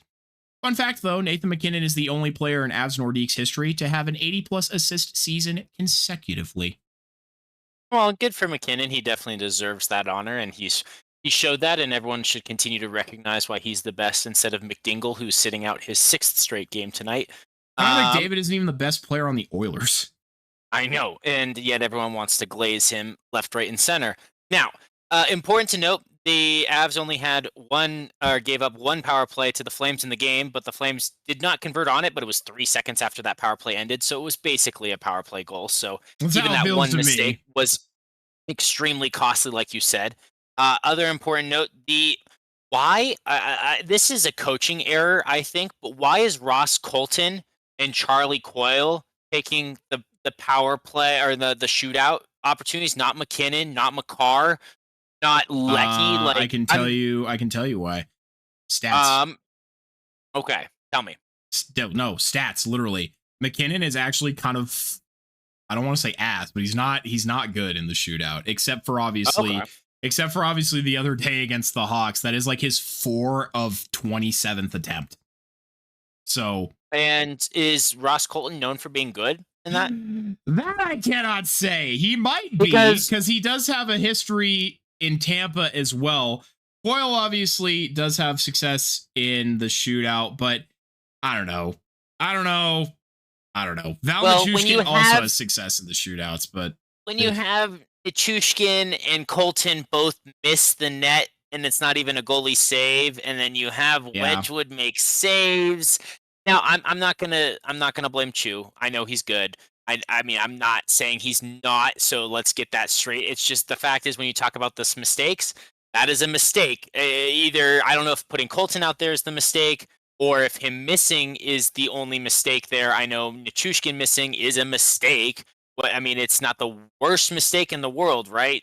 But it's not. It's still a mistake, you know. And those little mistakes are all it took to cost them in this game. And so that's It's unfortunate, and I think that's something that the Avalanche can't do in the playoffs because it will get punished and the margins will be that close. They won't be able to get away with those things against a team like Dallas, so they need to get it out of their system now. I will say, though, playing a team like the Flames, I just see this stat. The Flames had 47 hits in this game. That is that is a lot of hits for a game. So that is going to be more representative of the playoffs. That we do see hit totals go up much more. Like the total for the game was actually 69. No joke intended here.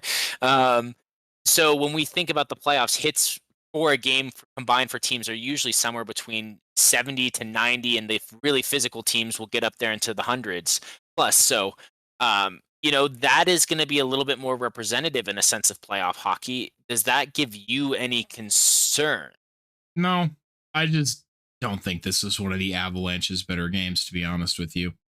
I think it's an isolated incident. I don't look so far into it as, oh my gosh, this one game is going to be indicative of how they're going to perform in the entirety of playoffs, nor should it. So I'm not overly concerned. And I know that the Avalanche are perfectly capable of ramping up their own physicality as well going into these playoffs. And fair enough, and that's where I was wondering, like, is hits like a stat like that? Am I stretching it too far on the power of stats there? No, I think hitting is incredibly important. It's just like in MMA, which is something I do know quite a bit about because I did that. MMA is interesting because I've seen fights won and lost not because you get the big knockout blow, but because you wear down your opponent over the course of a fight. There's a really great example of a guy who continuously delivered hard leg kicks to an opponent's thigh and quad until eventually that dude just could not stand on that leg anymore. And that's how he won the fight, was just a battle of attrition, and he wore him down with that physicality. Not to mention that hitting can also help you get the puck back and turn it over from an opponent. So it's an incredibly important stat, and we definitely always see it ramp up come playoff time. And so it's worthwhile to put a lot of stock in it. I wouldn't put a lot of stock in it right now. I'd put stock in it once the first game of the playoffs actually happens. And fair enough. I agree with that assessment also. I think those would be my only thoughts on this game. I think you've summarized it better than I could, and that's where I guess I agree those mistakes were costly and they will cost them more. Maybe it is a bit of bad luck posts here and there again. I mean, Wedgwood certainly played a great game, and he played a better game than Vladar did, like you said, but Vladar's stats look better. So, it just sometimes it doesn't go your way. And that's... I guess I came into this one thinking more negative about the Avs, and you've actually convinced me to, while yes, their mistakes were costly, they also, I think there was a bit of bad luck. Yeah, but the last game I want to talk about, and we won't talk about this one as long because they did win, but the final meeting of the year against the Blackhawks. But Corey, I hear you say the Avs beat the Blackhawks. To which I reply, I have no idea how the Avalanche won this game. It truly, I have nothing written here besides that, in that nobody wanted to touch the puck against the Blackhawks. The Blackhawks, nearly the entire game, dominated possession. The forecheck by the Avs was ass, and every single puck that they shot towards the net was wide. And when the game was on, April Fool's was the day before, and yet the Avalanche allowed a shorty against the Blackhawks, which is disgusting. And I do feel that after the Avs had their own early goal wiped off the board again by a fucking Blackhawks offside call, fuck you, Sorensen, you fucking Weedy Hut Jr. bitch. I just think that sucked a lot of the wind out of their sails. And it just sucked because it also felt like the Blackhawks, who have utterly nothing to play for. Obviously, you have all these young kids coming in to prove that they deserve a roster spot, so they want to play well. I get that. But they're out there injuring our players, both Jonathan Druitt and Marty Netches. 2 top 6 guys got hurt in this game. Jonathan Druitt got hurt and didn't return, lower body. Martin Netches hurt his neck and somehow came back to help score the game-winning or game-tying goal. So thank God, but nobody was moving to get the puck. The Avalanche literally just stared at it. I was utterly disgusted and disappointed by the effort level being shown by the Avalanche. It genuinely did not look like they were even trying out there. Here's a fun stat for you. The Avalanche had 4 power plays and 0 goals. The Avalanche have a 8.3% power play against the Hawks with a 1.5 goals for against the Hawks. For some reason, the second worst team in the league is the kryptonite for the Colorado Avalanche. I will say that the Avalanche's PK in this game was really great, but to kind of focus on a positive here, you could feel towards the ass half of the third towards the ass half of the second, that the Avalanche were quietly building momentum. But what was scary is going into the third, you learned that the Blackhawks were the only team without a shutout this season. And boy, oh boy, do you not want to be the one who gives it to them. But don't worry, everyone. All it took to score against the Blackhawks to break that shutout was a perfect pass through 2 Blackhawks to the best defenseman in the world, who threaded through another Hawks player screening Spencer Knight, where Makar had to pick the literal perfect spot on the net. Now, Spencer Knight is going to be really good here in the league in the next couple of years. He's underrated. He's going to be really good. He will be. Well, the refs once again have blown the play dead, or blew a play dead, when a player lost his skate. And I haven't been able to check the rule, Dom, but if I understand it correctly, you can't blow a fucking play dead because a player loses a skate. You blow it dead if he's critically injured and his team has possession. They didn't blow the play dead when Gabriel Landeskog lost his skate in Game 6 of the Stanley Cup Final against the Tampa Bay Lightning. What? Yeah, that's bullshit. I agree with you. It is critical injury. I mean, even if his team has the puck, if he is not injured, if they have an odd man rush, you let it play out, right? And then if they miss the net, then you blow the whistle, right? So yeah, I see no reasonable justification. We see teammates have to use their stick or just push players along when they lose those skate blades. Luckily, they're quick and easy to fix, much different than in the old days. But no. Do the refs have it out for Colorado? They must. That's obviously the conspiracy. Also, I have a really important game break that has nothing to do with the Avs. Yeah. But in the game tonight from the Sharks versus the Oilers, yes, McDingle is still out injured. Leon Draisaitl has left the game with an injury and is not on the bench currently. You don't. So it's not clear what it is, but you don't hope for it, and that is something going to be big to track with only a few games left in the season before the playoffs. The fact that McDavid, he was in morning skate today, but was not ready to go tonight against the Sharks, so he's getting closer. But that really hurts the Oilers a lot to have their best player go out just as their second best player is getting ready to come back. Yeah. Well, to wrap this up, I thought it was game over because Colorado took a penalty with about 3.5 minutes left. I thought that was it. To which I then wrote, ladies and gentlemen, I have just shit my pants. The Avs have tied the game with less than 10 seconds left. All it took was Cale Makar shooting it from distance. Every single player was in front of Spencer Knight on both teams. It was like a triple deflection that eventually ended up somehow in the back of the net. It was a horrifyingly slow and agonizing overtime. And then the Avalanche, bless their souls, got it done in the shootout. But boy, oh boy, can't lie. If Georgiev was in net, they would have been losing probably 7-0. It was bad. That game was bad. It was bad. It didn't even feel like a good comeback, even though I'm happy that we won. It was just, oh my God, it was ugly. It was the ugliest win I think I've ever seen the Avalanche get. It was gross, yucky. Ugh. Ugh. Well, I'm sorry it is yucky. I've said it before. I mean, first of all, everyone, I said to Corey, hey, at least you didn't get swept by the Blackhawks this season. Broke even.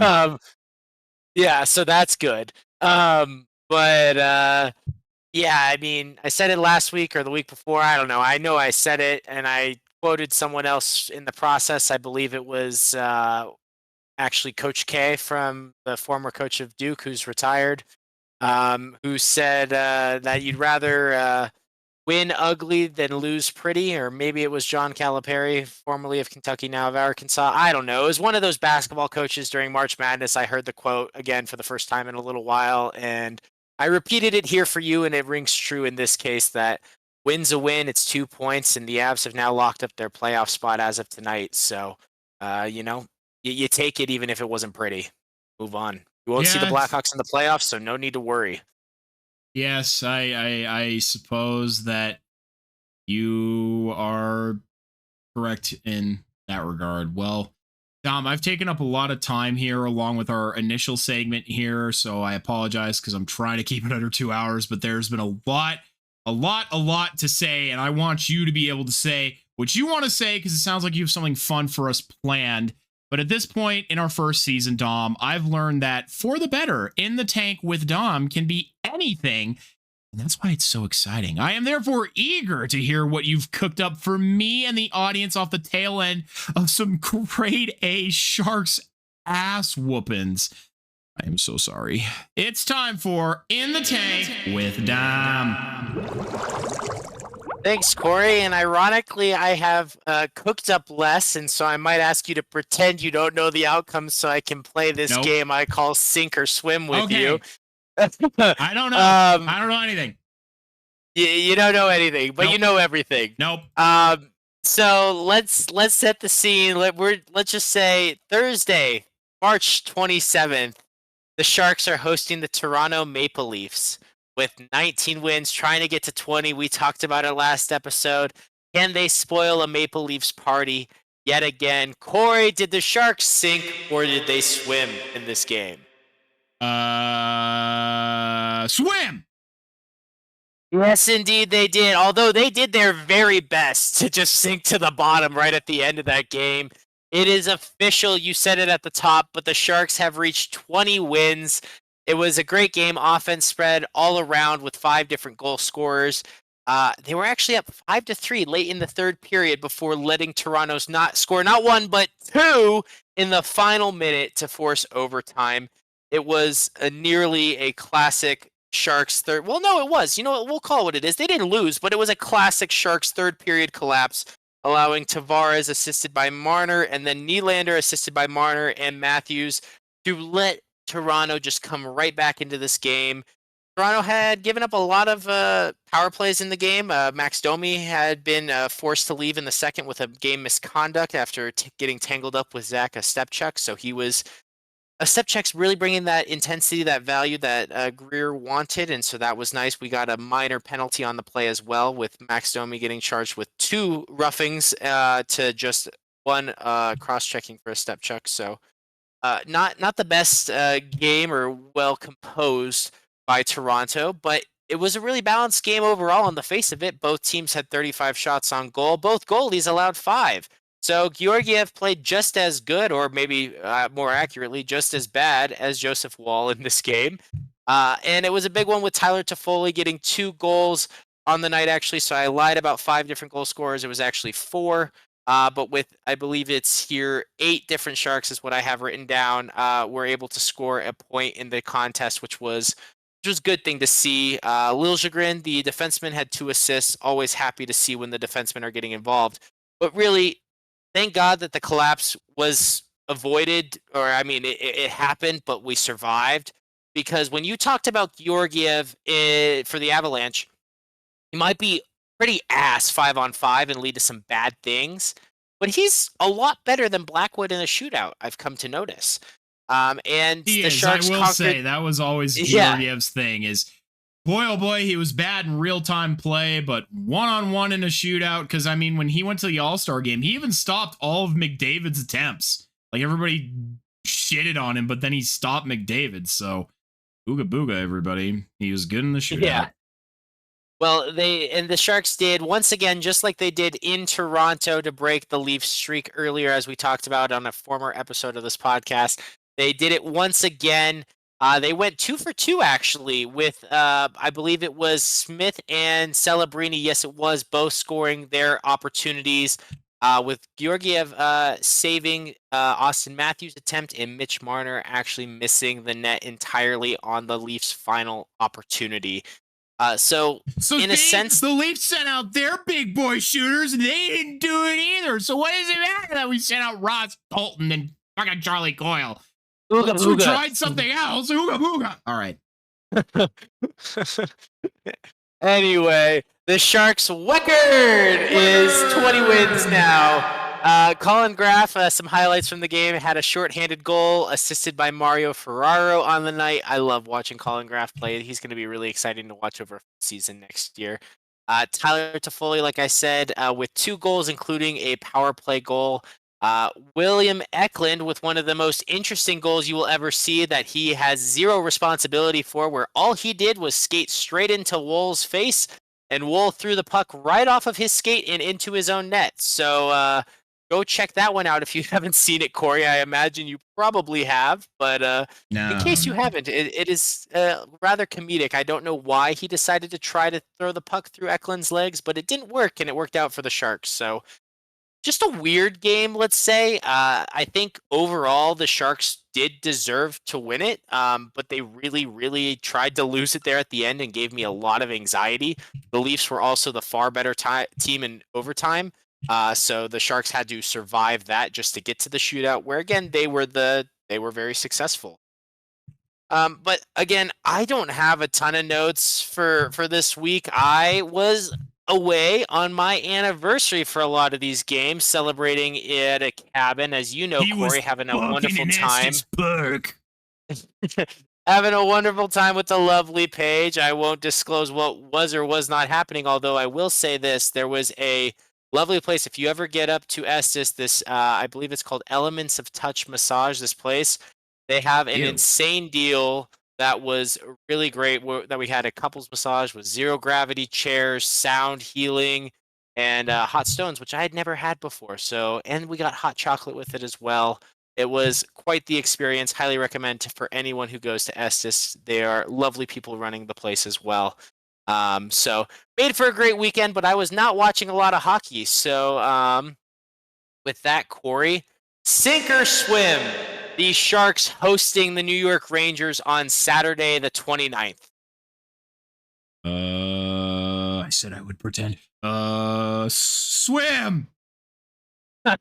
You don't have to pretend. We both know that they sank, they stunk, they did everything wrong in this game. And just because I want to analyze these 2 god-awful games together, sink or swim, Corey, on Sunday, the 30th, on the back end of a back-to-back at the LA Kings.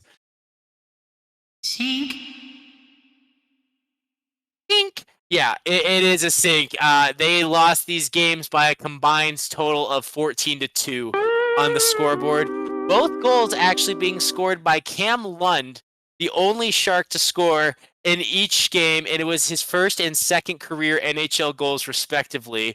So the irony there is not lost on me, that the young rookie who's only played 4 games at the NHL level was the only Shark who could get something on the board and prevent a shutout. But let's talk similarities between these games beyond just Cam Lund. And the Sharks have been struggling with a bunch of injuries. I mentioned a bit before with defensemen and goaltending. I mean, Ruda has been out for a while. Thrun has been out for a while. Desharnais missed both of these games. Vlasic was out against the Rangers. The Sharks were playing on one of these games 5 of their top 6 AHL defensemen. Oof. Oof is right. Oof is right. A difference between these games is that one was goaltended by Georgiev and one was goaltended by Romanov. And I don't think believe it or not, changed anything. Yeah, Romano was actually the worst of the two, so I don't know how to feel about that. In other bad news from both games, Celebrini was kept off the stat sheet and now seems to be falling out of the race with Lane Hudson for the Calder. I'm starting to accept that the great defenseman, especially with Montreal looking to get in the playoffs, I think he's gonna win it. Celebrini was on a 3-game streak without scoring a point in any game until tonight when he assisted on a goal from Tyler Toffoli against Edmonton that I'm watching right now. Let's see what else was similar. Well, I did this wasn't want to. similar. Yeah, go for it. I did want to say, unfortunately, too, is Montreal is just in the public eye right now as well with, the playoff push in the East and everything. So people are watching their games. People are seeing Lane Hudson, whereas unfortunately the Sharks have been eliminated for a couple weeks now, so nobody's watching their games. So Celebrini really isn't in the public eye like he was back in the middle of the season. So unfortunately, even if, as I agree, I think Celebrini is the more complete player. He's the more complete package. And I think overall he's going to be the better player in the future. I just think it's an SOL situation where Lane Hudson is getting more exposure because his team is in the middle of a massive upset of the NHL that everybody has their eyes glued to. I did also mean to say earlier that I failed you, Dom. I'm sorry. I meant to watch the Sharks hockey game so I could help you with more analysis, but I didn't, and I failed you. I'm glad you spared yourself because they were not pretty. Oh, I mean, the most pretty moment from either of these games was the Kings rush passing play that led to that wide open net from Adrian Kempe. I would put that up as goal of the week. Really, I mean, respect it. Really cool to watch. Hate that it came against my team, but game recognized game, and fuck LA, I guess. But yeah, Celebrini, it is. I don't think Calderbrini is to be, and it is sad. It is just a little gut punch on top of the season. But I have to keep up with the positive vibes, and I know the vibes are a little down with all the injuries, and that's just one more thing on top of it. And they talk about a rookie wall, and I don't think Celebrini has hit that. If anything, it's just not a big regression, just a minor one, but he's also just not distinguishing himself the same way.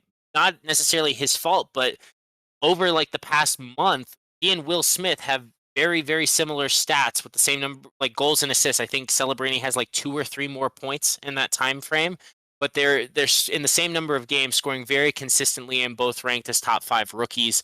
So he doesn't stand out above the pack even on his own team anymore, which is great news for the Sharks for the future to see Will Smith continuing to improve.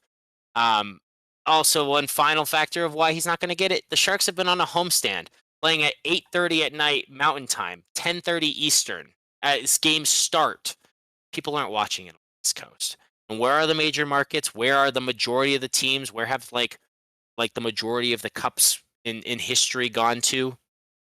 The east of the Mississippi, and that's just the reality of geography and sports in this country, or in this continent, I should say. So I think I'm a little back to depressed Dom from early in the year, where I'm not mad, I'm just disappointed. Like, it was just an utter beatdown against 2 teams that are trying to get every win they can, and the Sharks just weren't able to do anything about it like they were against Toronto. Like, I don't know. I think this is a perfect example of why Toronto is primed to choke in the first round of the playoffs, perhaps, whereas if the Rangers make it, maybe they make some noise, but we also talked about thinking they would probably choke, so I don't know there. But the Kings are legit, and this was the Kings playing at home, and the Kings at home is about as real as it gets as a contender. Like, they are not a contender on the road. You talked about it. They got their asses spanked like a bad third grader in the 70s by the Avalanche, but then they did the same thing to the Sharks when they were hosting them a whole 2 hours south of where the Sharks call home. So, it's quite the enigma with the Kings. Like, they just play better at home than I do think at this point it is one the best in history, the best home record in history. Corey, am I wrong about that? Am I misremembering? Like in NHL history or in their history? Either, both. Well, I did a look earlier, and they are technically tied with Winnipeg for the best home record.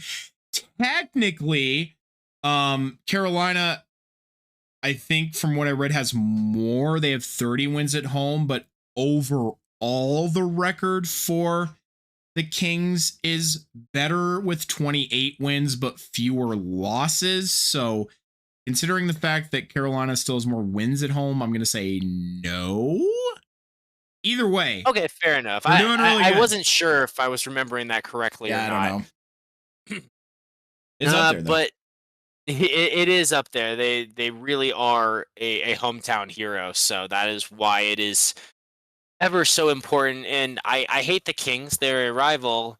But it is so important to me that they finish ahead of the Oilers so that we can actually have a series in the playoffs. Like, I'm going to put aside my own dislike. It's not like and it's really tough because when we talked about that NoRivalry.com, the Kings are technically still the #1 rival in history for the Sharks. And that is, in fact, isn't lost on me just because I hate the Knights more as an individual. It's still like my top 2 least favorite teams in the league. And yet I would rather see them win just so we can have a good playoffs. And just because I'm sick of all of the Edmonton hype and they need to get bounced in the first round so everyone can shut their trap and talk about the Avs, who have just more talent and better talent, in my opinion.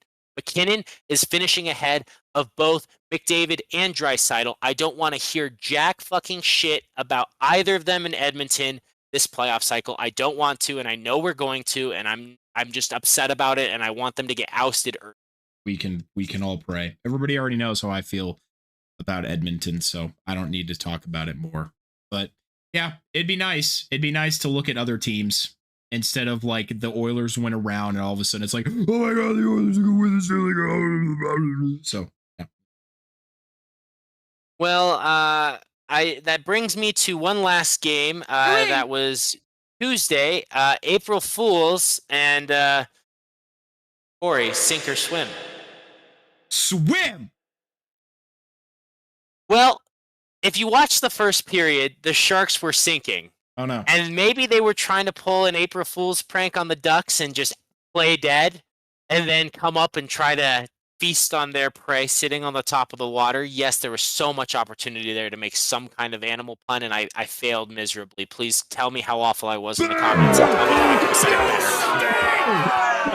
But, like, in this game, other than the first period, or actually, fuck it, even in the first period, the Ducks got the goals on the board, but the Sharks actually were a very balanced opponent and felt, in my biased opinion, like the better team, but at least on equal terms with the Ducks. And yeah, Anaheim put up 3 on the scoreboard. Dostal robbed Toffoli not once but twice on a wide open net, just flashing the blocker on the power play. Like, it was ridiculous. Like, it was a case of in that one period getting goalied. And the Sharks actually, I mean, the second period was honestly kind of boring. But the third period, they battled back. Like, the second period was just a lot of turnovers. It was back and forth, sloppy hockey by 2 young teams that were playing each other physical. Sorry, I just needed to clarify that. And moving on back to the third, they had not one but 2 third-period goals to force overtime and eventually a shootout. So after those 3 goals that the Ducks got in the first, which I don't necessarily put all of those on Georgiev. Some of those I was very mad at Georgiev, but some of them I wasn't. And, you know, the Ducks didn't score another goal. And the Sharks had better chances in the first that just got robbed. They scored more later in the game and were the better team in the third period. So in my brain, it feels like this should be a swim, but Dostal was just so good in this game. He's lived up to the hype in the shootout. Like, everything you and I have been talking about, it was on full display. I mean, he fully shut down the sleepover line, which, Corey, I think you know the sleepover line, right? Sleepover line? Is that to Foley Smith and Celebrini? Yeah, it's actually a thing now. The sleepover line. They've started playing on a line together for a couple games now, and they're actually called the sleepover line. But in this shootout, not a single one of them was able to put a goal in the net. So Just like you talked about, maybe not playing your stars in the shootout. I don't fucking know. So, what do I know about shootouts, everyone? I hate them. Um, but actually, none of those three had a point on the evening, and I mentioned this before, but that was a third consecutive game without any points for either of Toffoli or Celebrini. Good news is Toffoli scored tonight with an assist from Celebrini, so that awful streak of sadness is broken. Hooray! But yeah, in this game, it was actually the defenseman who carried the Sharks' offensive success with the use of screens, and that's how you need to beat Dostal.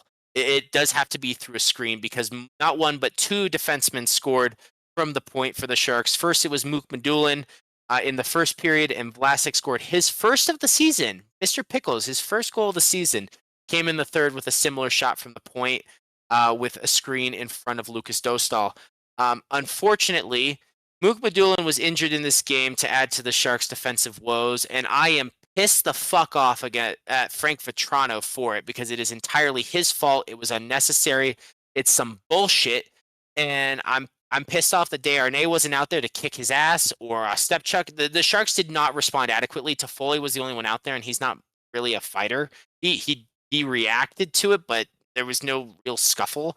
And so what happened was I don't remember who he hit, but it was just like kind of an open ice like collision. It wasn't like intentional, and it wasn't that bad. Mook Madulin was pretty much just standing straight up on his heels, and Vetrano didn't like it, seeing his teammate get hit, and he basically tackled and pulled Mook Madulin down to the boards, and the way he fell, his shoulder, well, he was unable to brace himself, and his shoulder hit like right into the boards. Oh God! And so he is out possibly for the remainder of the season because of how Vetrano reacted. And that's that's some bullshit. That is some ratty fucking shit from Frank Vetrano. And the fact that the Sharks did not respond and beat the ever-loving daylights out of him, especially when I've talked about all of the players we've acquired to do that. We had that edge when Luke Cunnin was here. And I'm like, did it just not work out that Barclay Goodrow wasn't out at the same time? Did a Stepchuk not like realize in his head what he's supposed to do there and what his job is? Like, Desharnais is not there. Like, he would have done it in an instant. He would have hopped over the boards to fucking do it and get a misconduct. He wouldn't have cared, you know? So, like, that is something that the Sharks need to focus on or find with their identity because they are a super young team. And other teams are going to take advantage of that and be bullies, especially these ratty-ass players. A top three hated team in the Ducks doing this, like just pissing me off further, making me think I don't even care about Vegas right now because the Sharks aren't playing them. Fuck the California rivals and their bullshit for two totally different reasons. So, yeah, that really was frustrating. I mentioned it again here in my notes. I kind of already said it before, but the Barracuda depth has been recalled a lot recently for defensive help with the Sharks roster, and it doesn't help in these games. Like they are AHLers playing against NHLers, and having injuries continue to pile up just also hurts the Sharks in the AHL. So it's a lose-lose scenario all around. I do feel, in a sense, the Sharks hit their 20 wins. Can we just get to the end of the season already and get the first draft pick and not have any more damage and carnage? Because like the fact that Askarov, while in rehab, apparently re-aggravated something, so he's probably done for the season if he wasn't already. So that's not ideal. Mook Madulin down. I mean, I think Thrun it might finally be back. Who knows if Rudo will be back before the end of the season? At this point, probably not, and he's gonna be in the free agent market playing somewhere else next year anyway. All of this to say, though, when you got the goaltender injuries and the defensive injuries, it puts the Sharks in a place where they might need Georgiev, and I don't want it. I don't want it, and I don't know what we're gonna do, but we just need to go out and sign people and fix this problem. Because Luca Cagnoni is gonna be great, but he's still not there yet. Sam Dickinson is killing the OHL, but he's not here yet. Like, Mook Madulin is someone who's gonna be a restricted free agent we want to sign, but you can't be having him be injured. He's been a very valuable add, and he's been getting better this season. It's just frustrating, and that I think ultimately is what I waffled on this one if it falls into the category of sink or swim, and I think generally the Sharks were swimming. But all things considered, I just feels sunk right now. I feel like like I said, we hit the 20 goals. Season's done. We just get to the draft already. And I love watching hockey. I love the game of hockey, but I know you can hear it, Corey, but I feel defeated. I mean, the Sharks lead the NHL with 13 different defensemen played since January 1st. In 3 months, they have played 13 different defensemen. On a regular night, you have 6 to 7, and those 6 to 7 are pretty stable. So the Sharks have played 2 entire rosters worth of defensemen in 3 months with how bad the injuries have been. Obviously, trades and such don't help with like Wallman now being on Edmonton, for example.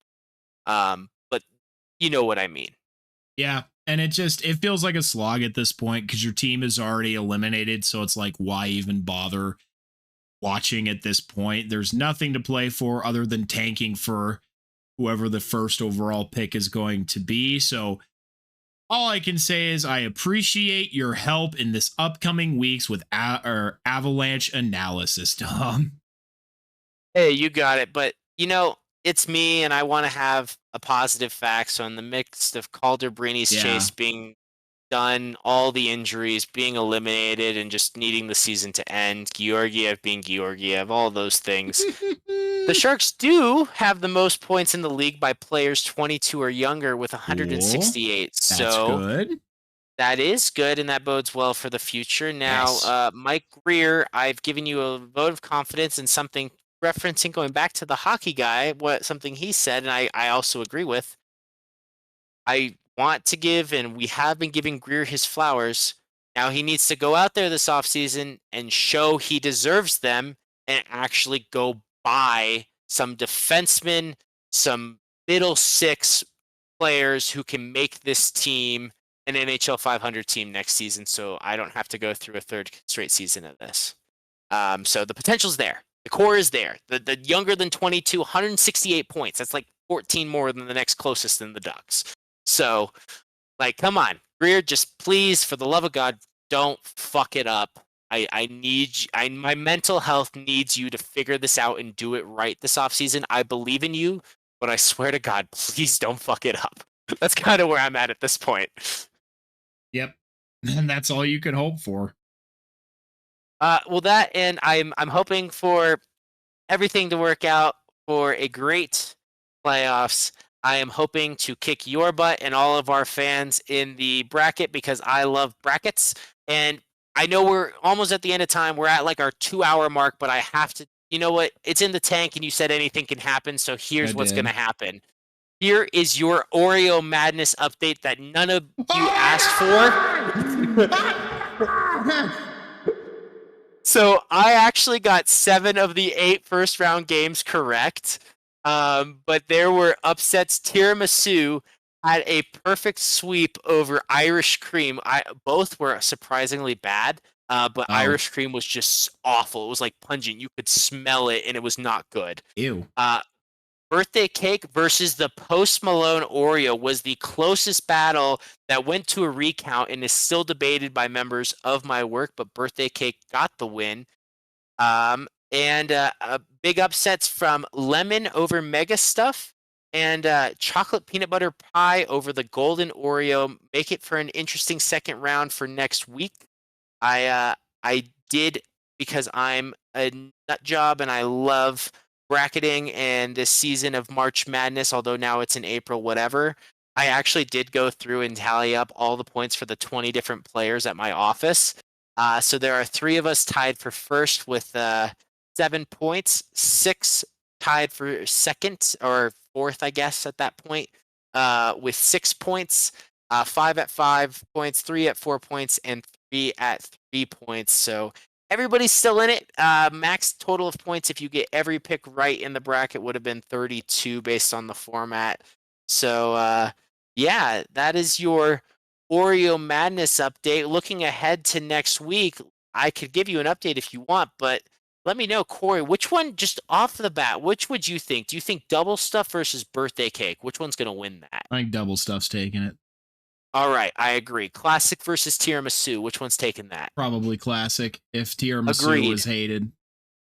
It wasn't hated. It felt like the lesser of two evils. Although there is some who believe that classic will have some voter fatigue and tiramisu will win for that reason. Nah, I think classic's got it.